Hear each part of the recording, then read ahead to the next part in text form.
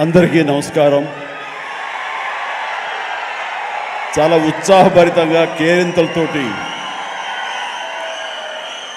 ఇక్కడ విచ్చేసినటువంటి కళాభిమానులకు, మా అభిమానులకు, హనుమాన్ అభిమానులకు ప్రతి ఒక్కరికి నా హృదయపూర్వక నమస్కారాలు. ముఖ్యంగా ఈనాటి ఈ హనుమాన్ ప్రీ రిలీజ్ ఫంక్షన్ రావడానికి దోహదపడినవి 4 కారణాలు. ఒకటి, ప్రత్యేకించి చెప్పనక్కర్లేదు, నా ఆరాధ్య దైవం. నేను చిన్నప్పటి నుంచి అన్నీ తానే, అమ్మా నాన్న తర్వాత అని అనుక్షణం నేను ప్రార్థించే ఆ హనుమాన్ని సెంట్రిక్గా తీసుకుని ఆయన గురించి తెలిపే ఒక సినిమా ఈ హనుమాన్. అదొక కారణమైతే, డైపర్లో వేసుకునే స్థాయి నుంచి ఈరోజు డయాసులు ఎక్కే స్టేజ్కి వచ్చాడు నా ముందంటే, అలా అంచెలంచెలుగా ఎదుగుతున్న తేజ సజ్జ ఒక కారణం.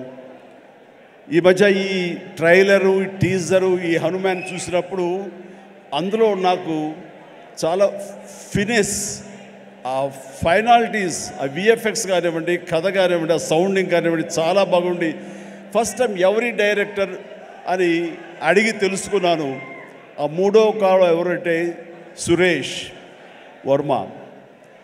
అండ్ అలాగే ఇవన్నీ తెలుసుకున్న తర్వాత నాకు అనిపించింది ఖచ్చితంగా ఈ సినిమా చాలా ఫైనెస్ట్ ఫిల్మ్ అవుతుంది అని తెలిసింది. ఆ తర్వాత కొద్ది రోజుల క్రితం వీళ్ళిద్దరూ నా దగ్గరకు వచ్చి ఈ సినిమాకి మీరు ముఖ్య అతిథిగా రావాలి అంటే అసలు ఏమాత్రం సమయం తీసుకోలేదు. ఖచ్చితంగా వస్తాను, మీతో ఉంటాను, అన్ని రకాలుగా నా ప్రోత్సాహం మీకు ఉంటుందని చెప్పేసి చెప్పడం జరిగింది. అండ్ నేను ఎప్పుడూ నా ఆరాధ్య దైవమైనటువంటి హనుమంతుడి గురించి ఎప్పుడు నేను చెప్పుకునే సందర్భాలు నాకు తారసపడలేదు, ఎక్కడ చెప్పుకోలేదు. కానీ ఒక్కొక్కసారి మనలో ఉన్న భక్తి చెప్పుకోవాలా అని నాకు అనిపిస్తుంటుంది, కానీ ఒక్కొక్కసారి చెప్పుకోవాలి అని కూడా నాకు తోస్తుంటుంది.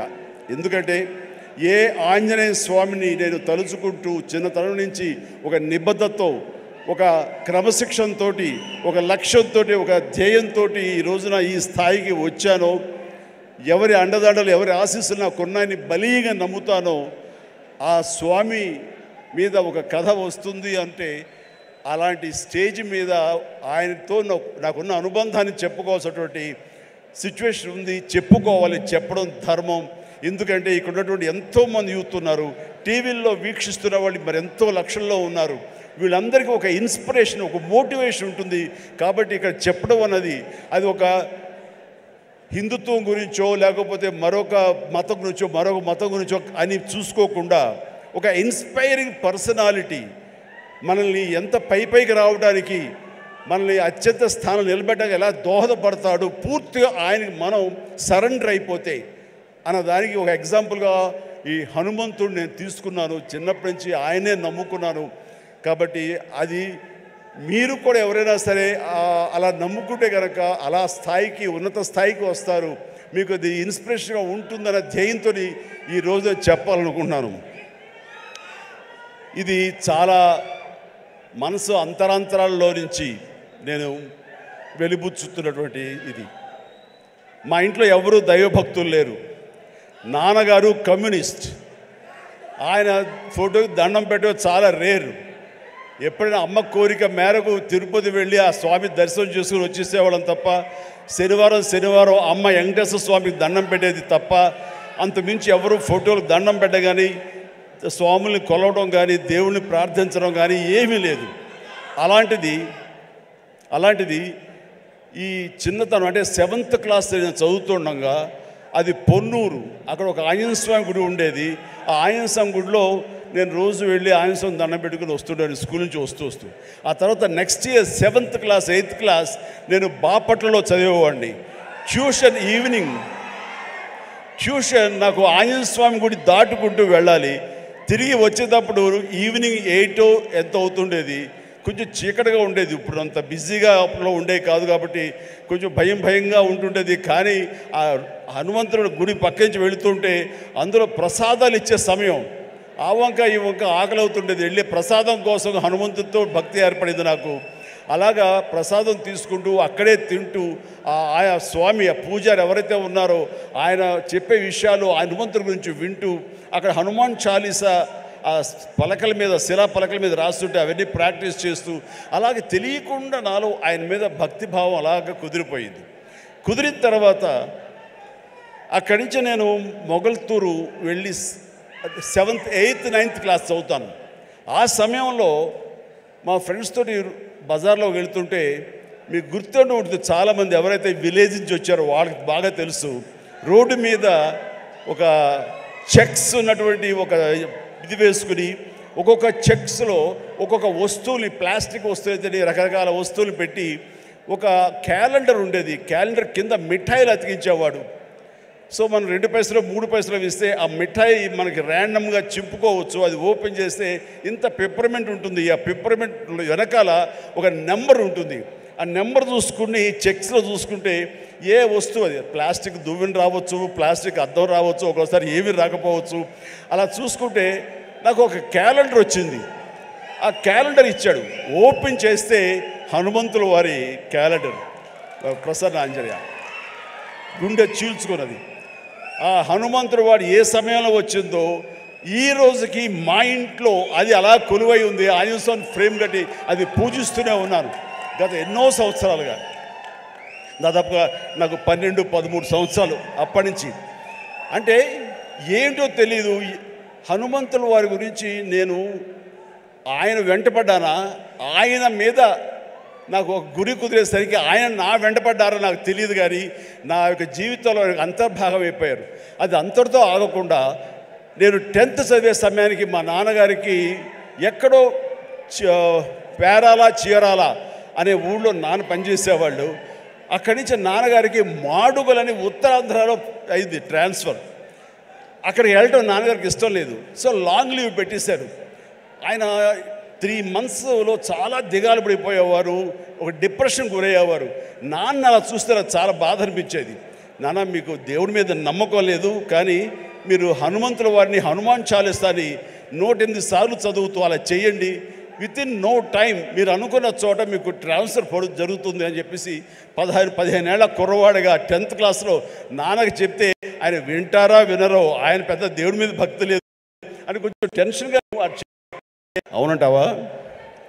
జరుగుతుందా? చేద్దామా? చేయనా అంటే అప్పటికప్పుడు హనుమాన్ చాలీసా నేనే ఒక చిన్న కాగితం రాసేసి నాన్నకి వచ్చాను. నాన్న 2-3 సార్లు చదివారు. ఆ తర్వాత 108 సార్లు ఆయనకి చిట్టి గారెలు ఆయన మెళ్ళో వేసి 108 గారెల్ని, ఆ తర్వాత మార్నింగ్ నుంచి ఈవినింగ్ మధ్యాహ్నం వరకు అయిపోయింది. అలా చదివేవాళ్ళు. నమ్మండి నమ్మపోండి, 1 నెల రోజుల లోపల ఆయనకి మళ్ళీ ఏ ఊరైతే కోరుతారో ఆ ఊరికి ట్రాన్స్ఫర్ అయిపోయేసరికి నాన్నకి విపరీతమైన నమ్మకం ఏర్పడిపోయింది. చెప్తుంటారు, నాకు గురువు ఎవరో కాదు, హనుమంతుడి పరిచయం చేసిన గురువు మా పెద్ద అబ్బాయి, మా శంకర్ బాబు అని. నాకు చాలా ఆనందం వేసింది. నాన్న లాంటి ఒక కమ్యూనిస్ట్ భావాలు ఉన్నటువంటి ఒక నాస్తికుడిని నేను ఈ రకంగా దైవభక్తుడిగా మార్చానని చెప్పేసి అక్కడి నుంచి మా ఇంట్లో మా యొక్క కులదైవం ఆంజనేయ స్వామి అయిపోయారు. ఇది ఇలా ఉండంగా పేరాల అనే ఊరప్పుడు నేను డిగ్రీ అయిపోయింది. నెక్స్ట్ ఏం చేయాలి అనే ప్రయత్నంలో చెన్నై వెళ్ళి ఫిల్మ్ ఇన్స్టిట్యూట్లో జాయిన్ అవుదాం అనుకుంటుండగా మా పెరట్లో పెరట్లో తిరుగుతుండగా నాకు ఎర్లీ మార్నింగ్ ఏదో కాయిన్ ఒకటి కింద పడి ఉంది. ఏంటనే కాయిన్ అని చెప్పేసి కాలుతోటి ఇలాగ అన్నాను. అది సేవండి హనుమాన్ ఇది ఉండేది బిళ్ళ. వెంటనే కళ్ళకు అద్దుకుని పొరపాడైపోయింది చెప్పి చూస్తే హనుమంతుడి బొమ్మ ఉంది. అది తీసుకెళ్ళి నాన్నగారికి ఇచ్చాను. నాన్న ఇట్లాగని, అంటే నువ్వు ఏది చెయ్యాలని అనుకున్నావు కదరా, కాబట్టి అది నీకు ఒక దారి చూపించేలాగా హనుమంతుడు ఈ రకంగా కనిపించాడేమో అని పూజలో పెట్టారు. అక్కడి నుంచి నా ప్రయత్నాలు నేను చేయటం, అలాగే మెడ్రాస్ ఫిల్మ్ ఇన్స్టిట్యూట్లో నా ప్రయత్నాలు చేయటం, అక్కడికి వెళ్తే నాకు అవకాశం రావటం. నేను వెళ్లే ముందు నాన్నగారు దీన్ని ఒక దండగా, ఒక లాకెట్, ఆర్టిన్ షేప్లో ఒక లాకెట్లో పెట్టి నా మెడలో వేశారు. అది నేను చాలా ఒక ఆశిస్తులా గారు ఒక మనోధైర్యం, అంటే జేబులో బొమ్మ ఉంటే ఎంత ధైర్యంగా ఉంటుంది ఆ రకంగా ఫీల్ అయ్యి వెళ్ళేవాడిని. అప్పటి నుంచి అవకాశాల మీద అవకాశం ఎలా వచ్చినాయో 1977 నుంచి 78 అండ్ 79 ఆ ప్రాంతంలో, సారీ 80 కదా, సారీ 78, 79 అక్కడి నుంచి అవకాశాలు ఎక్కడ కూడా ఆగకుండా రావడం జరిగింది. అంత ఆ స్వామి మహిమ అనుకునేవాడిని, ఆయన నిరంతరం పూజించుకునేవాడిని. ఆయన్ని పూజించుకునే ప్రతిసారి నన్ను ఉన్నతమైన స్థితికి తీసుకెళ్ళి స్వామి నేను కూడా అంత క్రమశిక్షణతో ఉంటాను, ఎక్కడ వక్రదారులు కానీ వంకరదారులు కానీ నేను వెళ్ళను, అంత ఒక స్థితపేదతో ఉంటాను, ఖచ్చితంగా డిసిప్లిన్డ్గా ఉంటాను, క్రమశిక్షణతో ఉంటాను, ఎప్పుడు ఆయనతో ఇంటరాక్ట్ అవుతూనే ఉంటాను, ఆయనతో సంభాషిస్తూనే ఉంటాను. అలాంటి నేను అది పెట్టుకున్నప్పుడు చాలా సినిమాలు చేశాను. నాకు తెలిసి 1980లో ఒక సినిమా తాతయ్య ప్రేమలేలు, దానికి డబ్బింగ్ చెప్తుండగా ఒక ఏవిఎం జీలో కూర్చున్నాను. ఆ తర్వాత డబ్బింగ్ చెప్పారు. ఇంటికి వెళ్ళేసరికి లోపల బిళ్ళ కనపడలేదు, ఆ పై చుట్టూ ఫ్రేమ్ మాత్రమే ఉంది. ఎంత డిప్రెస్ అయిపోయానంటే, ఏంటి నేను ఏం తప్పు చేశాను, ఎందుకు స్వామి నా నుంచి దూరం అయిపోయాడు, ఇది నాకు ఏమైనా మంచిది కాదా, అపశకునం అంటూ అసలు భోంచేయలేదు, ఏమీ చేయలేదు, తల్లడిల్లిపోయా. ఆ తర్వాత 2 days తర్వాత మళ్ళీ అదే థియేటర్కి డబ్బింగ్ చెప్పడానికి వెళ్ళినప్పుడు ఎక్కడితే కూర్చొని అక్కడే కూర్చున్నాను. అలాగే కూర్చుంటూ స్వామి దొరికితే బాగున్నట్టే కరెక్ట్గా రండి, ఆ తివాచి ఉంది కింద, అక్కడ ఇరుక్కుపోయి మళ్ళీ స్వామి కనిపించేసరికి ఎంత ఎనలేని ఆనందం, ఎంత ఇదంటే నాకు ఇండస్ట్రీలో తిరుగులేదు, స్వామి నన్ను పరీక్ష పెడుతున్నాడు, అంతేగాని ఇంకోటి కాదు అంటూ స్వామి నేను ఎప్పుడు వదలను అంటూ ఆయన్ని పెట్టాను. మా నాన్నగారికి చెబితే ఆయన అరే చుట్టూ కొంచెం క్లాంప్స్ లాంటివి పెడదాము, సోదరు అసలు కదలదు, ఆ స్వామిని కాంక్రీట్ చేసుకుని నీలో ఉంచేసుకుంటూ అవుతుందని చెప్పేసి నాన్న దాన్ని మళ్ళీ రీడిజైన్ చేసి వేశారు. మీరు అప్పటి నుంచి సినిమాలు చూస్తే నా ఓల్డ్ సినిమాలు ఆ లాకెట్ ఎప్పుడు నా మెడలో ఉంటుంది. నేను ఒక భేద క్యారెక్టర్ వేసినా సరే అది మెడలో ఉండకూడదంటే తీసి నడుము దగ్గర ఎక్కడో పెట్టినవాడు తప్ప ఆయన నాకు దూరం అయిపోకూడదు, బిగించి హోల్డ్ చేసి ఆ హనుమాన్ నేను ఇక్కడ పెట్టినవాడిని. ఆ తర్వాత 2000 ఇయర్లో నేను అన్నయ్య సినిమా చేస్తుండగా,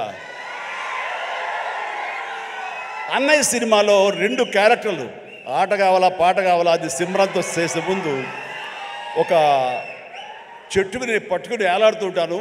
నా ఆత్మారాముడు నన్ను లాగి నెట్టి ఆ అమ్మాయి వైపు నెడతాడు.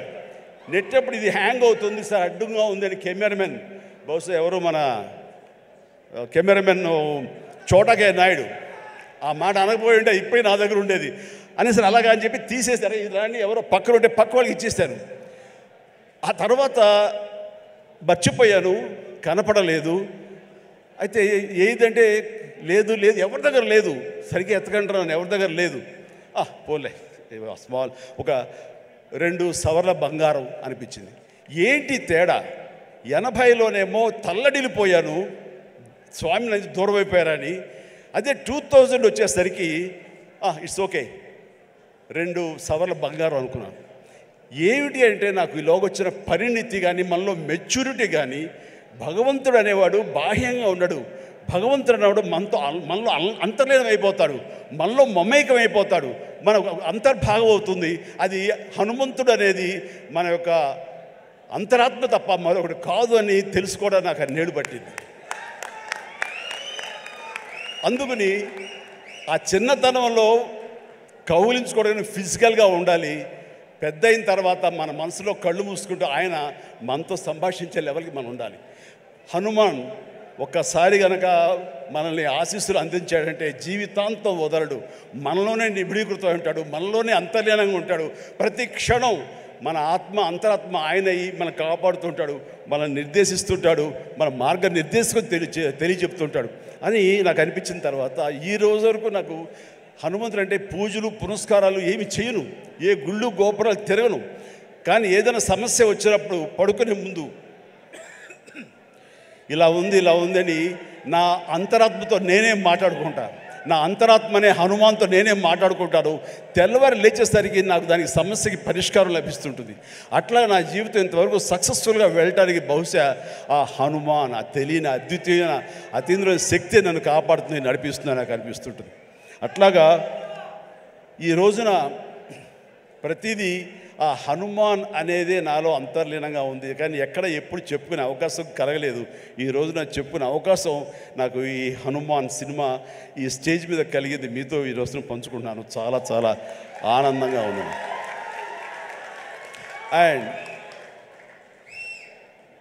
ఈ మధ్య వీళ్ళు చెప్పారు, తర్వాత బయట కూడా చెప్పారు ఎవరో, ఈ హనుమాన్ అనే టైటిల్ మీ నుంచి వచ్చింది, మీ నోటంటే వచ్చిందని చెప్పేసి ఇందొక్కడ క్లిప్పింగ్ వేశారు. అది సమంత అది ఆహాలో ఒక చిన్న ఇంటర్వ్యూ జరుగుతుంటే అక్కడ మీకు నచ్చినటువంటి సూపర్ హీరోస్, మార్వల్ హీరోస్ ఎవరు అని చెప్పి అడిగితే సూపర్ మ్యానా, బ్యాట్మ్యానా, లేకపోతే ఐరన్ మ్యానా ఎవరంటే నాకు వాళ్ళ పేర్లు చెప్పేంటి, మన హనుమాన్ ఉన్నాడు కదా ఆయన మించిన వాడా అంటూ నేను వెంటనే ఒక క్షణం పాటు ఆలోచించి హనుమాన్ అన్నాను. అంది హనుమాన్, మా హనుమానే నాకు హనుమాన్ అని అనేసరికి చాలా చాలా మంచి అప్రిసియేషన్ వచ్చింది. చాలా బాగుంది అనిపించింది. నా మనసులో మాట అది. ఆ మనసులో నుంచి వచ్చేటువంటి ఆ మాటకి అంత వెయిటేజ్ ఉంది కాబట్టి ఇలాంటి ప్రశాంత్ వర్మ లాంటి వాళ్ళ యంగ్స్టర్స్ని అది ఆకట్టుకుంది. ఇదే మన సినిమా టైటిల్ ఎందుకు అవ్వకూడదని వాళ్ళు నిర్ణయించుకోవటం ఇది నాకు మరింత ఆనందంగా ఉంది. ఆ రకంగా స్వామి మీతో ఉన్నాడు, ఆయన ఈ టైటిల్ పెట్టాడు, ఆయనే మనకు అందరికీ స్ఫురించేలా చేశాడు. కాబట్టి ఖచ్చితంగా ఈ సినిమా ప్రేక్షకుల ఆదరణ పొందుతుంది అంటంలో ఎలాంటి సందేహం అక్కర్లేదు. ఇది ఎంత కష్టపడ్డారంటానికి దీనికి ద బెస్ట్ ఫిల్మ్గా రాబట్టడం కోసంగా ఫస్ట్ గ్లిమ్స్ నుంచి కూడాను వావ్ ఏంటి సినిమాని, దాని సినిమా వైపు అందరూ ఆకర్షితులు అయ్యేలాగా చేయగలిగాడంటే కనుక ఆ పరిధానంలో ఆ అత్యంతం ప్రశాంత్ వర్మ తీసుకున్న శ్రద్ధాశక్తులే. కాబట్టి ప్రశాంత్ వర్మ మీ యొక్క కష్టం, మీ యొక్క ఇది ఆలోచనలు, అలాగే మన హీరో తేజ యొక్క కష్టం, అతని శ్రద్ధాశక్తులు ఇది వృధా కావు. ఎందుకంటే ఈ సీజన్ అనేది అంత మంచి సీజన్. ఎన్ని సినిమాలు వచ్చినా సరే ఖచ్చితంగా ప్రేక్షకులు బాగుంది, మన కంటెంట్లో మన సత్తా ఉంది, మనకు ఆ దైవ ఆశీస్సులు ఉన్నాయంటే కనుక ఖచ్చితంగా ఆదరిస్తారు, హక్కును చేర్చుకుంటారు, పెద్ద విజయాన్ని మీకు అందేలా చేస్తారు. కాబట్టి ఎలాంటి డౌట్ అక్కర్లేదు. అయితే ఇది పరీక్షాకాలం అనుకోవచ్చు, కొన్ని థియేటర్లు అనుకునే విధంగా మనకి లభించకపోవచ్చు. It's okay. ఈరోజు కాదు రేపు చూస్తారు, రేపు కాకపోతే సెకండ్ షో చూస్తారు, సెకండ్ షో కాకపోతే థర్డ్ షో చూస్తారు. బట్ కంటెంట్ బాగుంటే ఎన్నో రోజులు చూసినా, ఎన్నో షో చూసినా సరే దీనికి మార్కులు పడతాయి. ఈ రోజున ఇందాక చిన్నవాడైనా సరే చాలా పెద్ద మనసుతో అన్నాడు, అన్ని సినిమాలు వెంకటేష్ సినిమా, నాగార్జున సినిమా, అలాగే మన మహేష్ బాబు సినిమాలు, అన్ని సినిమాలు ఆడుతాయి. ఈ సినిమాలు అన్నీ ఆడాలి, పరిశ్రమ పచ్చగా ఉండాలి. వాటితో పాటు మా ఈ సినిమా హనుమాన్ కూడా ఆడాలని నేను ఎంతో మనస్ఫూర్తిగా నేను కోరుకుంటాను, జరుగుతుంది. అండ్ ఇదే ఒకసారి నేను దిల్ రాజుతో అన్నాను, దిల్ రాజు ఏంటి మన 2016-17లో మా 150 సినిమాను బాలకృష్ణ గారి సినిమా ఇంకోటి రిలీజ్ అయినప్పుడు ఏంటి మళ్ళీ ఈ సినిమా రిలీజ్ చేస్తాం, కొంచెం డిలే చేయొచ్చు కదా అని అంటే, సార్ అలా కాదు సార్, మా కంటెంట్ బాగుంటుంది, శతమానం భవతి అని, మీ పెద్ద సినిమాలు మధ్యలో ఈ సినిమా ఆడకుండా పోదు సార్, ఏం పర్వాలేదు అన్నాడు. ఓకే, అంత ధైర్యంగా ఉంటే వెల్ అండ్ గుడ్ అన్నాను. ఆ సినిమా కూడా బాగా ఆడింది. కాబట్టి అదే దిల్ రాజు గారు అందరికీ మనకు చెప్పినట్టుగానే ఈ రోజున ఈ సినిమా కూడా బాగా ఆడుతుంది. సో ఎందుకంటే దిల్ రాజు గారు లాంటి ఎంతో సీనియరు, ఆయన ఎంతో ఎక్స్పీరియన్స్ ఉన్న మనిషి, ఏ సినిమా ఏ సీజన్లో ఎలాగ ఆడుతుంది, ఒక్కో సినిమాకి ఎంత పటిష్టత ఉంటుంది, ఏ సినిమాకి ఎంత లాంజివిటీ ఉంటుంది, ఏ సినిమా ఎలాగ ఆదరిస్తారు, ఏ సీజన్ అనేది బాగా తెలుసు. కాబట్టి ఈ సినిమా వస్తే కూడా ఈ సినిమాకు కూడా అంతటికి అంత ఆదరణ ఉంటుంది, అంత విజయం చవి చూస్తాడు మనస్ఫూర్తిగా కోరుకుంటూ, ఈ రోజున ఇతర క్యాస్ట్లకు చెప్పాలంటే అమృత అమ్మాయి హీరోయిన్గా ఉందన్నారు. గాడ్ బ్లెస్ యూ అమ్మా, ప్లీజ్ మీరందరూ రావాలి, యంగ్స్టర్స్ రావాలి. అలాగే నా స్నేహితుడు శరత్ కుమార్ కూతురు వరలక్ష్మి,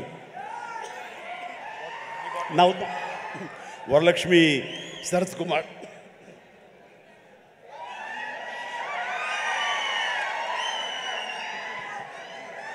ఈ మధ్య కాలంలో అమ్మాయి సినిమాలు చూస్తూ వస్తాను. ఒక్కొక్క క్యారెక్టర్ ఒకలా చేస్తుంది, ఒక్కొక్కసారి నాకే భయం వేస్తుంది, ఏంట్రా బాబు అని చెప్పేసి, అంత పవర్ఫుల్గా చేస్తుంది. ఈ కేటగిరీలో మనకి ఇంత యంగ్ అమ్మాయిలు అలాంటి పవర్ఫుల్ క్యారెక్టర్ చేసేవాళ్ళు ఎవరు లేరు. ఒక కొత్త జోనర్లో కొత్తది ఉంటుంది. అండ్ ఇలాంటి వరలక్ష్మి లాంటి ఆర్టిస్టులు చూసిన తర్వాత కొన్ని క్యారెక్టర్స్ క్రియేట్ చేయబడతాయి.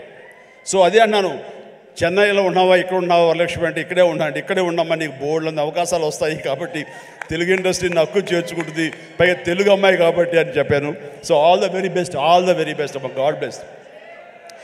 అలాగే విలన్గా చేసినటువంటి వినయ్ చాలా వెరీ పవర్ఫుల్గా చేస్తారు. Vinay please please please please please please Vinay, wonderful, you look damn good like A Hollywood, you look A Hollywood villain and you have your own mark and you will have your own market here. Definitely all the very best. And ప్రతి ఒక్కరికి నేను మనస్ఫూర్తిగా అందుకు చెప్తాను. And Niranjan Reddy గారికి కూడా నా హృదయపూర్వక అభినందనలు. ఈ సినిమా గురించి ఫస్ట్ నాకు పరిచయం చేసిన ఎవరో తెలుసా మా సినిమా షూటింగ్లో? Any guesses?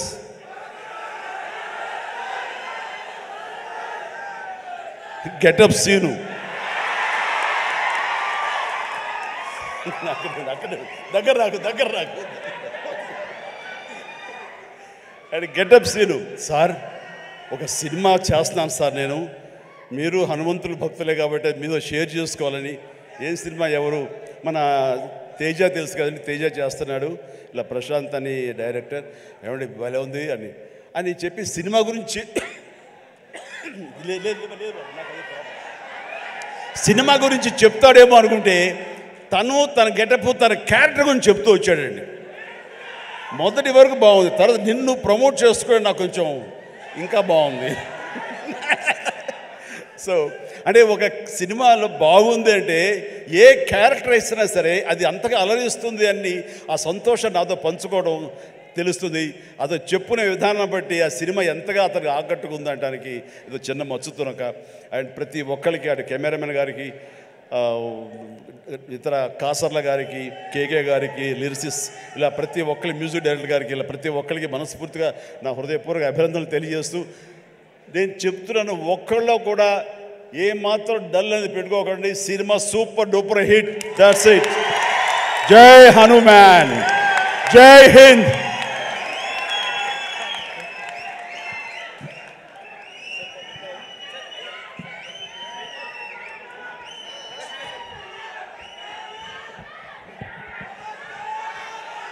ఒక